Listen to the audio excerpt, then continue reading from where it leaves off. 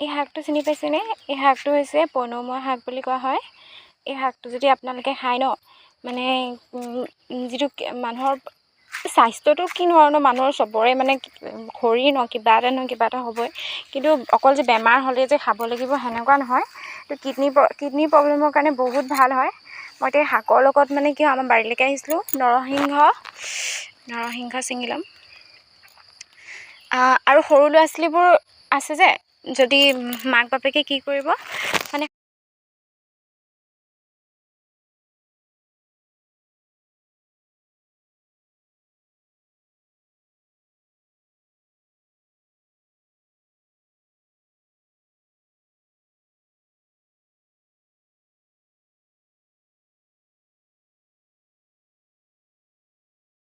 চব লাগিব। ওলোৱা ক'বলৈ গ'লে